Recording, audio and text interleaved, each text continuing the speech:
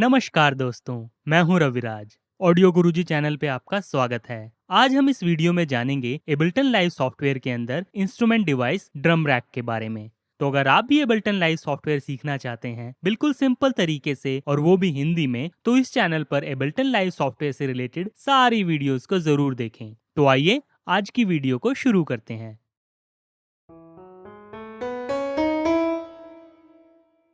Ableton के अंदर drum rack device हमें यहाँ पर ब्राउजर विंडो में इंस्ट्रूमेंट सेक्शन के अंदर मिलेगा। हम किसी भी मिडी ट्रैक पर ड्रम रैक डिवाइस पर डबल क्लिक करके उसे ऐड कर सकते हैं या फिर उसे यहाँ पर सिंपली मिडी ट्रैक पर ड्रैग एंड ड्रॉप करके भी ऐड कर सकते हैं। जैसे ही हम ड्रम रैक डिवाइस को मिडी ट्रैक पर ऐड करेंगे, हमें यहाँ पर नीचे डिवाइसेस एरिया में उसका इंटरफेस शो अप होगा। आइए सबसे पहले हम ड्रम रैक डिवाइस का इंटरफेस समझते हैं। यहाँ पर हमारे पास ड्रम रैक डिवाइस में ड्रम पैड्स दिए गए हैं जो कि हमारे पास 4x4 लेआउट में मौजूद हैं। हर एक ड्रम पैड पर हमारे पास हमारे मिडी कीबोर्ड के कीज का नेम लेबल्ड है, जिससे हम पता लगा सकते हैं कि हमारे पास वो ड्रम पैड हमारे मिडी कीबोर्ड के किस की से ट्रिगर होगा। जिस तरीके से हमारे पास यहाँ पर इस ड्रम पैड पर C1 लिखा है, इसका मतलब है हमारे मिडी कीबोर्ड के C1 की से ये ड्रम पैड ट्रिगर होगा। इसी तरीके से यहाँ पर C#, D1 और D# का मौजूद है। यहाँ पर हमारे पास पैड ओवरव्यू भी दिया गया है, जिससे हम यहाँ पर 128 सैंपल पैड्स क्रिएट कर सकते हैं। अभी के लिए फिलहाल हमने C1 ऑक्टेव से शुरू जो पैड हो रहा है उसको यहाँ पर रखा है। अगर हम किसी भी पैड पर सैंपल लोड करना चाहते हैं तो हम यहाँ पर सैंपल को सिलेक्ट करके डायरेक्टली उसे ड्रैग एंड ड्रॉप उस पैड पर कर सकते हैं। जैसे ही हम उस सैंपल को यहाँ पर अपने सिलेक्टेड पैड पर ऐड करेंगे, हमारे पास यहाँ पर एक सैंपल विंडो ओपन हो जाएगी। इस सैंपल विंडो को हम अभी थोड़ी देर में डिटेल में समझेंगे। यहाँ पर हमारे पास हम पैड पर देख सकते हैं कि हमारे पास यहाँ पर म्यूट का बटन है और सोलो का बटन है। इन दोनों के बीच में हमारे पास यहाँ पर प्ले का बटन है, जिससे हम अपने पैड के सैंपल को ऑडिशन कर सकते हैं।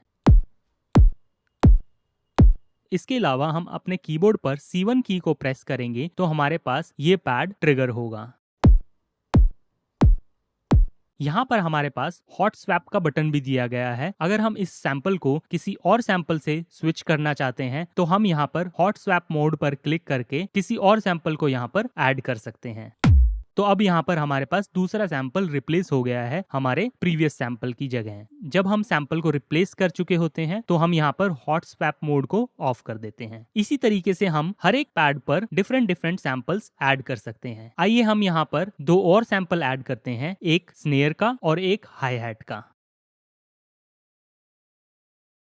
तो यहाँ पर हमने 3 सैंपल लोड किए हैं जो कि हमारे मिडी कीबोर्ड के C1, C#1 और D1 की से ट्रिगर होंगे।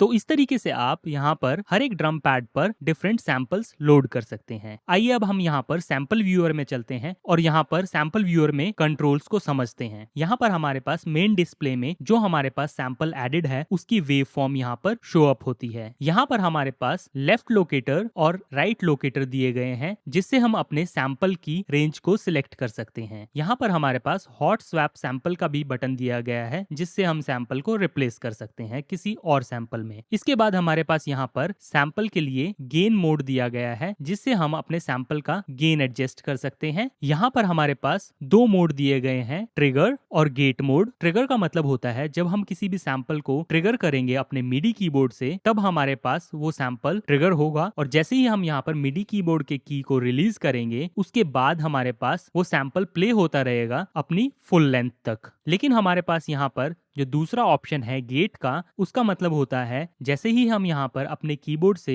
सैंपल को ट्रिगर करेंगे तो हमारे पास सैंपल प्ले होगा और जैसे ही हम अपने मिडी कीबोर्ड के की को रिलीज करेंगे, हमारे पास वहां पर सैंपल स्टॉप हो जाएगा और धीरे धीरे फेड अप करेगा जितना हमने यहाँ पर फेड आउट टाइम दिया होगा। तो अगर सिंपल तरीके से हम समझे तो ट्रिगर का मतलब होता है कि हमारे पास पूरा सैंपल जितना भी हमारे पास ड्यूरेशन का होगा वो प्ले होगा हमारे की रिलीज करने के बाद। लेकिन हमारे पास गेट मोड में हमारा सैंपल उतनी देर तक ही प्ले होगा जितने देर तक हम अपने की को होल्ड करके रखेंगे और जैसे ही हम की को रिलीज करेंगे हमारा सैंपल भी स्टॉप हो जाएगा। यहाँ पर हमारे पास स्नैप का ऑप्शन दिया गया है, जिसका मतलब होता है जो हमारे पास यहाँ पर सैंपल है उसका स्टार्टिंग पॉइंट और एंड पॉइंट हमारे पास यहाँ पर हमारे वेव फॉर्म के जीरो क्रॉसिंग पर मार्क होगा। इससे हम अपने क्लिक्स और पॉप्स को अपने सैंपल के अंदर अवॉइड कर सकते हैं। इसके बाद हमारे पास यहाँ पर वॉप मोड है, जिसको हम जब एक्टिव करते हैं तो हम अपने सैंपल की वॉपिंग कर सकते हैं। इसको आगे हम थोड़ा और डिटेल में समझेंगे। यहाँ पर हमारे पास 3 प्लेबैक मोड दिए गए हैं, क्लासिक, वन शॉट और स्लाइस मोड। क्लासिक मोड में हम अपने सैंपल को लूप कर सकते हैं हमारे प्लेबैक के अकॉर्डिंगली। जो भी हम यहाँ पर अपना लूप सिलेक्ट करेंगे बिगिनिंग और एंड मार्कर से, वो हमारे पास यहाँ पर लूप होता रहेगा हमारे ट्रिगर करने के बाद भी। उसके लिए हमें यहाँ पर लूप बटन को एक्टिव करना होगा। तो आइए अब हम क्लासिक मोड में अपने सैंपल को ट्रिगर करके देखते हैं।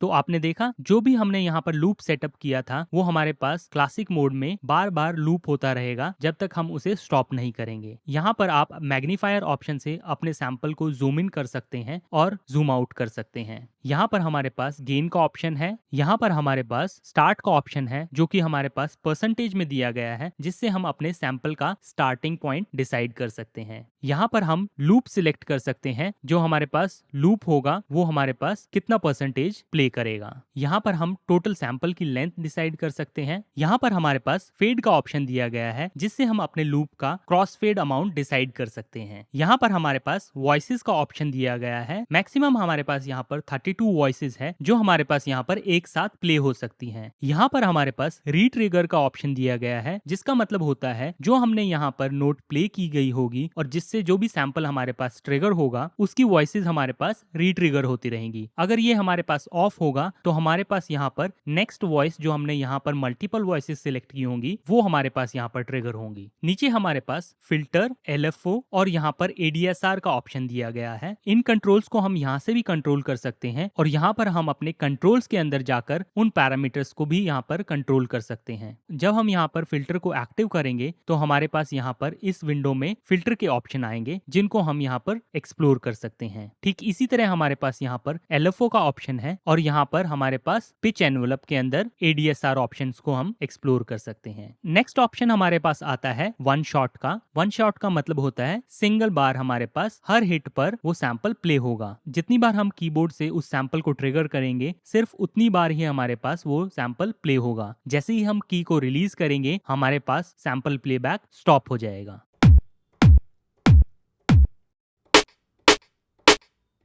नेक्स्ट हमारे पास ऑप्शन है स्लाइस का। स्लाइस मोड को समझने के लिए आइए हम एक लॉन्ग सैंपल ऐड करते हैं और उसमें हम स्लाइस मोड को समझते हैं।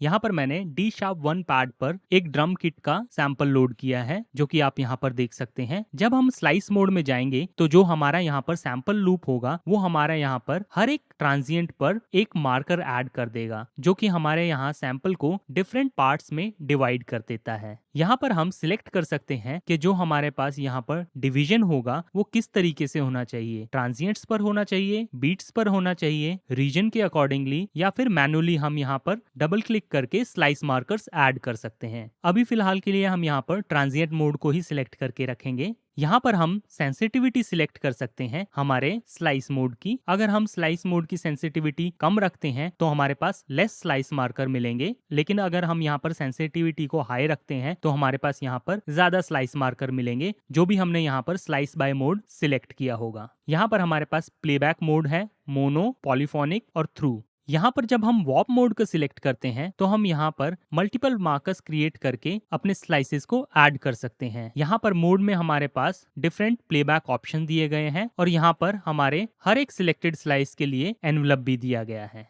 हम यहाँ पर डिफरेंट एल्गोरिथम्स भी सिलेक्ट कर सकते हैं अपने वॉपिंग के लिए। यहाँ पर हमारे पास वॉपिंग मोड में बार्स का ऑप्शन दिया गया है, जिससे हम अपने सैंपल को 2 बार्स में एडजस्ट कर सकते हैं और यहाँ पर हम अपने सैंपल को हाफ कर सकते हैं या फिर उसे डबल टाइम में कर सकते हैं। तो इस तरीके से आप यहाँ पर वॉपिंग मोड में अपने सैंपल को एडिट कर सकते हैं। तो आइए अब हम यहाँ पर इन कंट्रोल्स को यूज करके इस किक साउंड को चेंज करते हैं और एक यहाँ पर बेसिक ड्रम बीट बनाकर प्रोग्रामिंग करते हैं।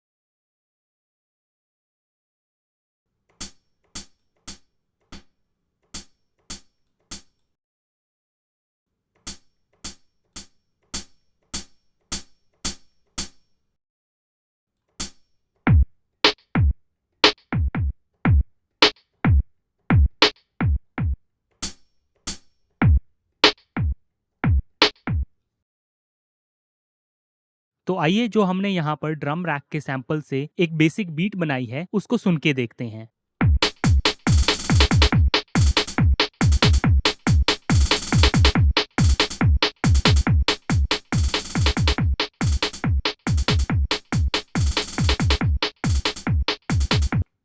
यहाँ पर हम अपने ड्रम रैक में किसी भी टाइम अपने सैंपल को रिप्लेस करके यहाँ पर अपने ड्रम परफॉर्मेंस में कोई और सैंपल भी ऐड कर सकते हैं। तो आइए अब हम यहाँ पर अपनी बीट को प्ले करते हुए अपने ड्रम सैंपल्स को रिप्लेस करके देखते हैं।